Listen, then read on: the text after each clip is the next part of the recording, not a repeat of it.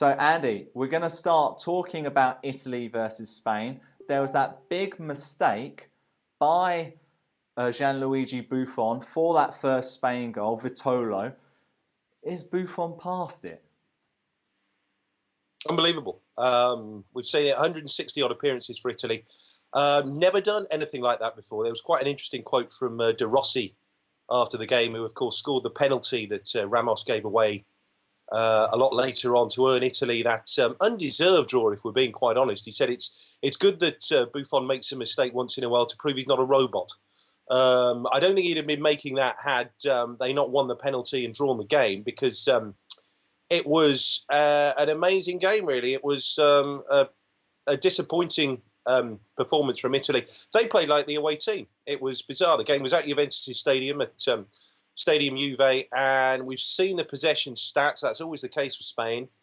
But it really was quite striking to see Italy being bossed at home like that in a World Cup qualifier.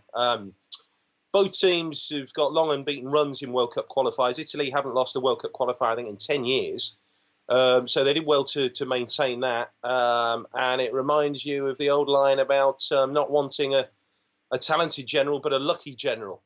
We wonder if the new Italian coach is that lucky general, because they got the penalty late on, didn't really deserve to get anything from the game. Spain bossed it, and probably they will be upset not to have beaten Italy on their own turf like that. I'm always concerned about Italy. You know, they've got that experienced back line, but I think going forward, they're never really creative enough. I know they've got high hopes for Verratti, but I'm not really sure he's done it yet on the international stage. I don't think they've really replaced Pirlo. And I think Pella, the former Southampton striker, he was playing up front last night, and he's playing in the Chinese league. And, you know, if you look back at Italy, they used to have some really great strikers, didn't they, Andy? Absolutely right. Definitely struggled to replace Pirlo. I don't think too many Azzurrini Italy fans are, pinning too much on Pella being the figurehead to take them to World Cup glory in Russia. And I think that there was a lot of consternation last night over the exclusion of Verratti from the starting lineup. Apparently, he was only able to start one of these two qualifiers in the doubleheader this international week. So, the new coach has gone for him starting against Macedonia on Tuesday. And I think that Italy didn't look particularly attacking. They didn't look particularly dangerous last night until the second half. Immobile came on, Pallotti as well, when they looked a little bit better when push came to shove, when they had to go out and properly avoid defeat in the last half hour or so.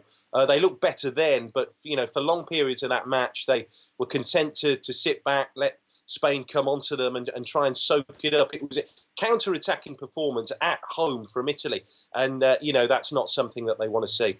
Exactly. And Spain, again, I think you mentioned the statistics of possession. I think in the first half it was 72% for Spain. Pardon? 73%, I think, for Spain. 73%, which is unreal. Is that a real problem then, that they haven't got the strikers to put the goals away? Diego Costa was recalled. He didn't play in the Euros. Morata, obviously, is their other backup, and he did well in the Euros for them. But, they're not as good as, say, when they had Torres and Villa up front.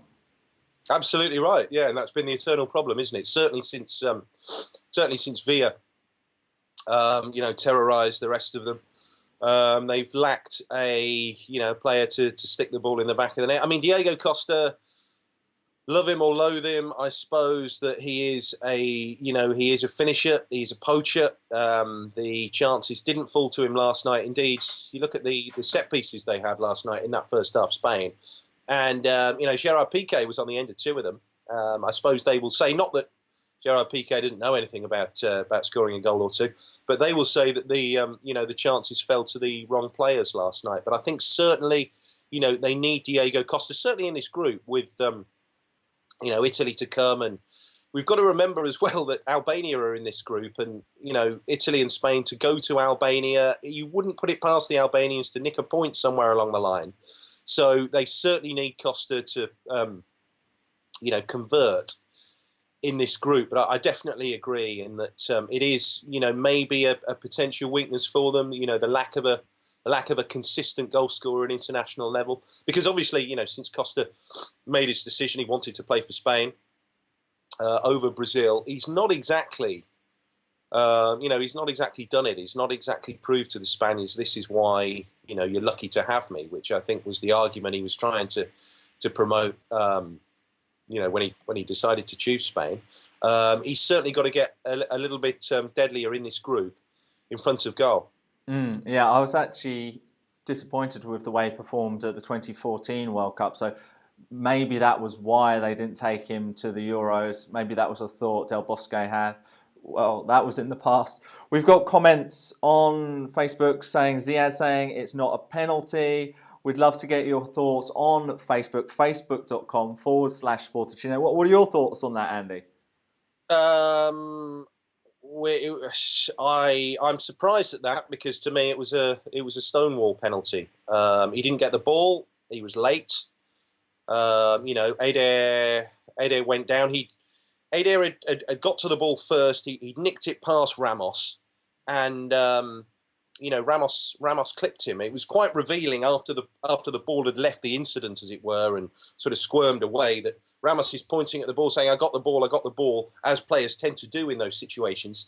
He didn't. He was late to the ball. Eder got there first. He's come in late. He's clipped him. The player's gone down. I mean, I know the German referee went across to his assistant to confirm his initial thought, but to me, the officials got that one right. That was a blatant penalty. And by the way, Ramos has been an accident waiting to happen all season. He's conceded goals, he's conceded penalties this season, and it's no surprise to see him dive in like that last night and make a challenge that cost Spain in the end, because they should have won that game. They really should have won that game. Okay. But for me, it was a penalty. Yeah. Okay, thanks for that, Andy. Let's move on to Wales against Austria. Wales led twice in that game, I believe. Ended up being a 2-2 draw. Is that a good result for Wales?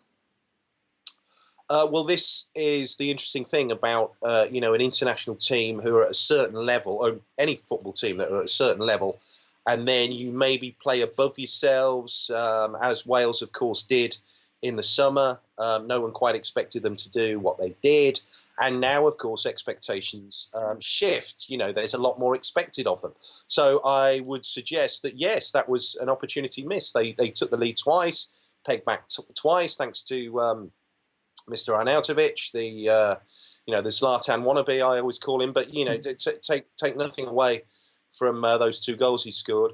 Of course, an away point in a World Cup qualifier is a good result, certainly in Vienna against Austria. But, Wales are expecting to take the lead and hold on to lead and win these matches now. So I suspect Chris Coleman and his team will look at that as, an opportunity wasted to get an away win in what is a tough World Cup qualifying group. It is tough, but there was a good win for Ireland, wasn't there? That they got a 1-0 win at home. There was. It was hard fought. I mean, it's all about, it's a numbers game. You've got to win your home World Cup qualifiers and then hope to nick the odd result away from home as well. So, Ireland got a win. I will say that that would have been the bare minimum, really. Home World Cup qualifier, tougher test to come. So, yes, they won. Well done. But, so they should have done, basically. Iceland, their fairy tale continues. They were 2-1 down against Finland in the battle of probably the two coldest countries in the world between Iceland and Finland. 2-1 down, ended up winning 3-2. I was reading something on Twitter the other day during the Ryder Cup, and I think it was actually Adam Fielder's Twitter, who we had on the show on Monday talking about the Ryder Cup, saying he hates the word momentum.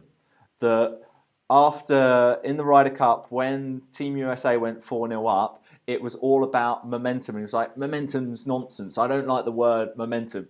But I'm going to bring this up to you. Is the momentum still with Iceland? And is that why they can still produce these good results like they did yesterday, beating Finland 3-2?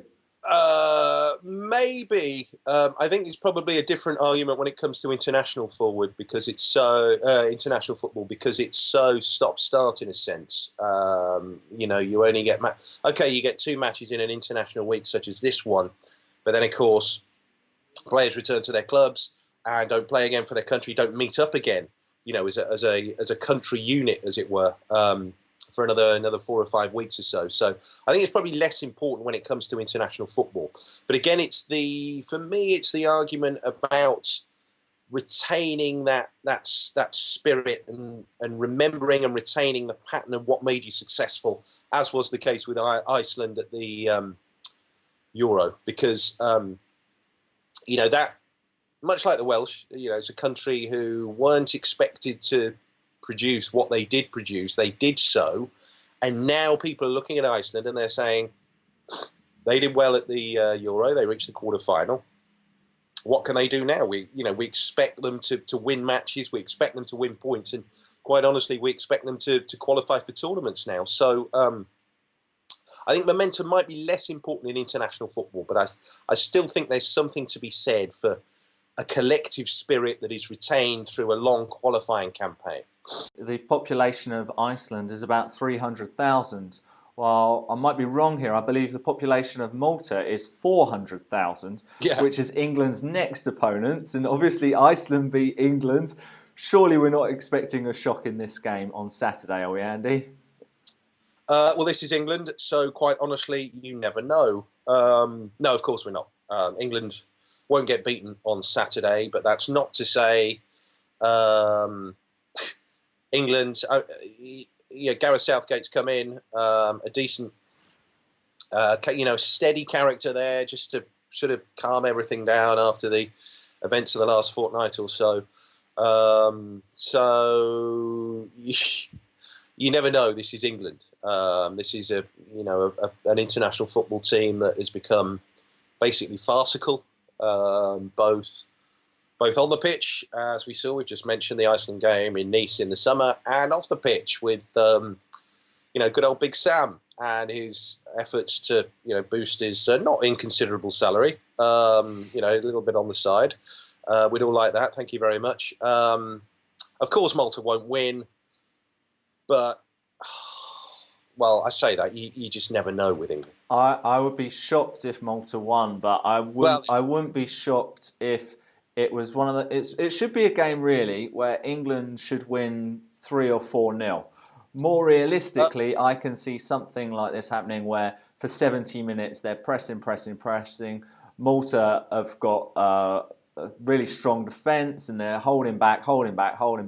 England have no creativity, and then finally someone comes off the bench and gets a goal, maybe with a 1-0, and then maybe get a second for a 2-0. Or a 66th minute penalty for England to break the deadlock.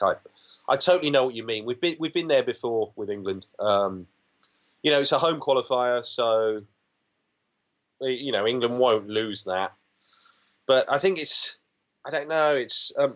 It'll be good. I think it'll be good for England to play again after the events of the last couple of weeks. We can start talking about the football again, rather than off the field activities. So I think it's good for England to play again, to get a win, which I know, we're joking away here. England will win that match. And I think it'll be just good for the England football team to play a match again, basically. Is the full-time job Gareth Southgate's to lose? Because, if you look at the way England have performed in World Cup and European qualifiers, they very rarely lose. Now, other than some absolute disaster, you would expect England to certainly remain unbeaten in the next 4 matches, not necessarily win them all. With that in mind, surely Gareth Southgate is eventually going to be given the job full-time, isn't he?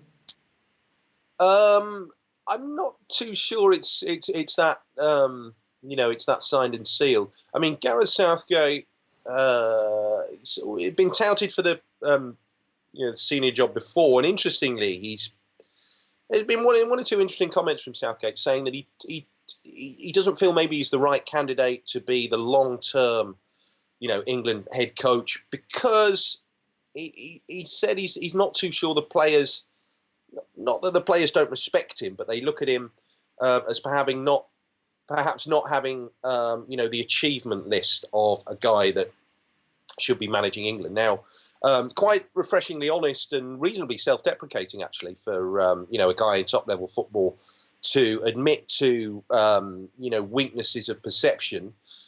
So I wouldn't necessarily say it's a sure thing that Southgate will get it long term. We will have to wait and see over the next few matches whether the results go his way, because it's all about results. If England slip up over the next 4 matches, got a tough friendly with Spain, of course, as well, next month too. So if the results don't go their way, I'm not sure anyone will want him to be the England manager, least of all Southgate himself.